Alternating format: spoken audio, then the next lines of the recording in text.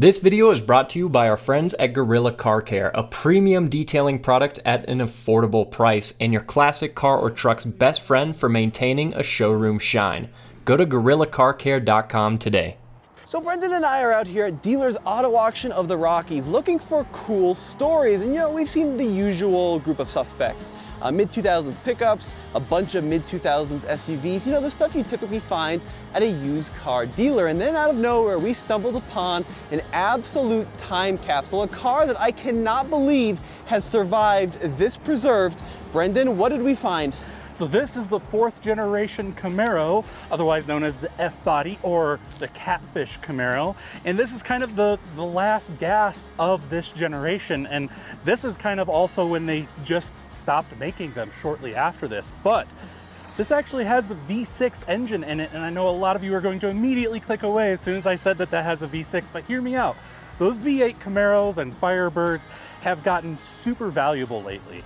But the V6s are still super affordable, so if you're a young person out there looking for your first collectible car, or you just have a pretty low budget but you still want something fun to drive, I really do think these are a good option. What I can't believe about this particular one is how well it has survived over the years. So these cars got so cheap for a while, they were basically disposable, especially the V6s. People bought them, drove them hard, really, wrecked them, crashed them, did terrible tuning mods to them, and then threw them away. But this car is still seen in its original dark blue / purple. I'm gonna call it blurple.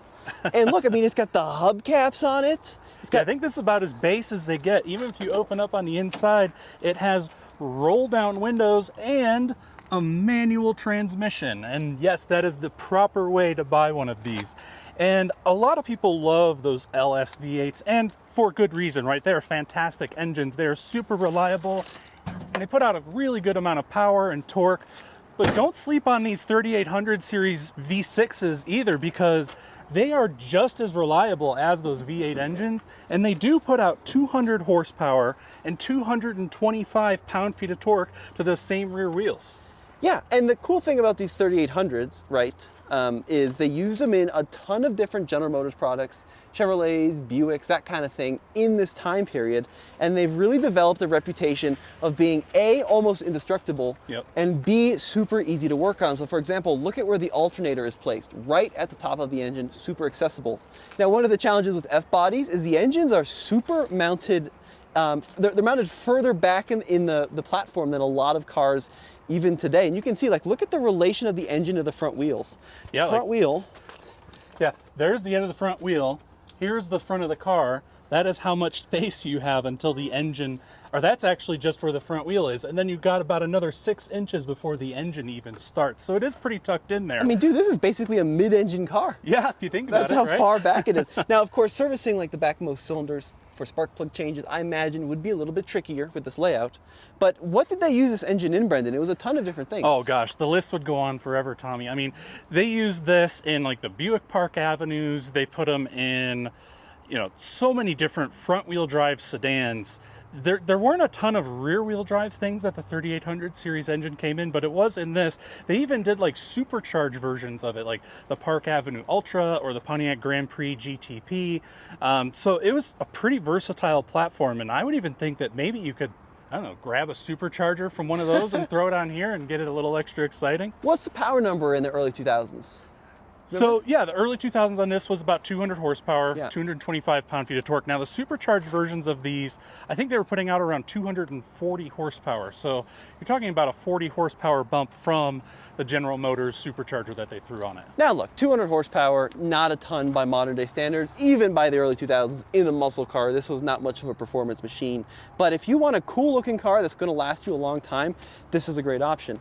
Now the rest of the car, I think these vehicles have aged super well, and it's cool seeing one that's not been slammed on its original suspension, So it's a cool seeing how tall these things rode out of the factory. Just the gap there between the wheels and the fender here, and how tucked in the wheels are, and then you got steel wheels with a hubcap. That's crazy. Well, yeah, and this being the most base model version that you can get, they only weigh about 3,300 pounds. So even though that 200 horsepower doesn't sound like much, they're pretty lightweight, and they do have a pretty practical rear end too. If you lift this rear hatch, it opens pretty wide. If I can get the key in there. What am I doing, Tommy? You're having a bad key day, Brendan. Of course, we roll out the camera. There we go. Oh, okay. The hood struts are bad on it. Might need some hatch struts. Yeah. So this is just a little like cargo cover, but if you flip it back, you can see it goes pretty deep. Look at all the space back there. Yeah, you have a ton of space back here.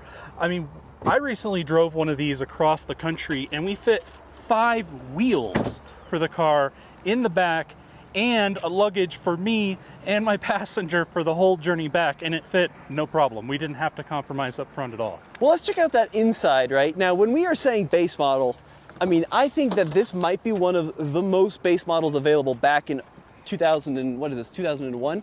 It's got no power windows, as you mentioned. Yep. It's got no power door locks. It's got manual mirrors. It does have air conditioning, so I'm wondering if that was option or standard back then. But yeah, I mean, it's as basic and bare bones as it gets. Now, some of the common things to look out for these is, like up here, you tend to get a lot of cracks because this is a huge piece of plastic and it tends to sit out in the sun. And generally, when I see one in this nice of condition, I think that it's probably been indoors most of its life, because otherwise these would crack. I mean, so much so, if you look on eBay, these dash pads are going for $200 to $300 because it's so common. Wow, that's really interesting, Brendan. And even like the seats, dude. Look, the seats are very basic, manual adjustable on all sides, cloth seats, but you have like this early 2000s bust pattern. Yeah, I love it, honestly. It's great. Yeah. I mean, it helps break up the monotony of an otherwise fairly mundane interior, right? I'm only seeing 4 speakers in this car. You got 2 in the door, 2 in the cargo shelf back there. Airbag steering wheel, though. Yep.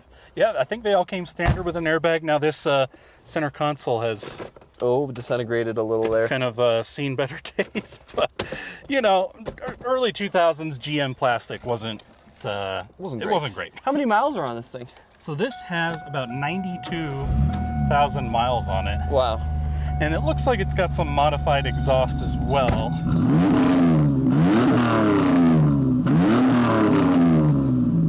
Which, you know, isn't my favorite thing, especially on a V6, but... What I think is cool about this, Brendan, is, you know, when you hear V6 Camaro, you think rental car spec. Yeah. But someone actually went out and got one with a manual transmission. Be it to save money, you know, be it for whatever reason. This is a 5-speed stick. Yeah. Well, it might have also been someone back in the day, too, that was, like, wanting to buy the V8, and they're like, sorry, we can't get you qualified. Yeah. We can get you qualified on that guy, though. It's been sitting on the lot for 6 months. Do you see how it drives? Yeah, let's take it out. Here, I'm going to roll down the window a little. I'm not sure this AC works great. Yeah. That manual crank. Now, this car is not, you know, it does not have a handling package on it as far as I can tell. It does not have, you know, a big brake kit or anything like that. It's just a basic rear-wheel drive Camaro, but it's so rare. Oh, jeez. It's making some interesting noises underneath. Yeah, I think whoever put on the exhaust did a poor job of hanging it, and so it's clanging around down there. It's just like, as soon as I rev it, I can feel that exhaust kind of clanging around out slapping back. the underside. Yeah. But this car was saved before that person did any more questionable mods. Yes. You know, luckily they stopped at the exhaust, so you could bring this car back to stock super easily. And you know, you're not going to have a car that's going to win any races at the drag strip, but you're still going to have a collectible F-body. These cars are increasing in value, and with the 5-speed manual, you still have a potentially fun little ride. Exactly. And it's a car that you can drive without feeling guilty, too. So here, let's... Oh! See, it's not too bad. Now, we're up here at a mile above sea level, so, you know, we are getting a lot of power degradation because of the high elevation. But even that, it still feels pretty heavy, actually. I'll be damned, that was actually really impressive. You know, Yeah. we just got that little strip of tarmac to accelerate down here at the auction. But even still, for just a basic little V6, this thing took off pretty good. Yeah. I don't love the exhaust on this car. The exhaust is a little obnoxious. Yeah, if this was mine, I would probably go back to something a little bit more tasteful. Yeah, but that's really all you'd have to do. I mean, you got a little crack here in the dash. It does have a check engine light on, which, who knows, could be because of the exhaust. But, you know, other than that, it's actually pretty nice. It even has the original swing-out cup holder that came on the refreshed versions of these F-bodies. Wow, look at that. Yeah, a lot of times these tend to break off because, I mean, look how loose and flimsy that is. But to have it still there, it's pretty nice. So, Brendan, maybe what we'll do is, before this video goes live, I'll actually have you film this going across the block. Okay. And we'll film what it sells for. What do you think this is going to sell for? I'll give my guess first. Okay. I'm going to say $5,100. 5,100. You know, I think it'll be even less than that. I'm gonna guess that it's probably gonna go for around $4,000. All right, well, let's cut to the auction and see what happens. Yeah.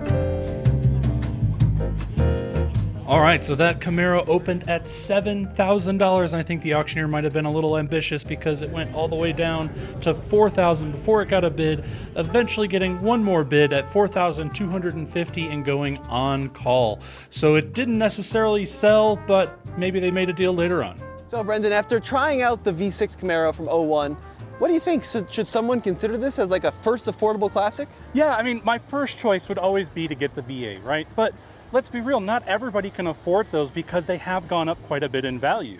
So if you're someone that's on a really strict budget, you love these F-bodies, but you just can't afford or swing the V8, the V6 is definitely something you can consider and maybe save up and eventually get the V8, so that way you can have this and still enjoy having an F-body Camaro. I just love that this car has been preserved as well as it has been, and I hope someone else buys this, keeps it on the road in the V6 form. Not many of these left out there. But guys, this has been Tommy and Brendan, we'll see you in another episode. Thanks for watching. take care.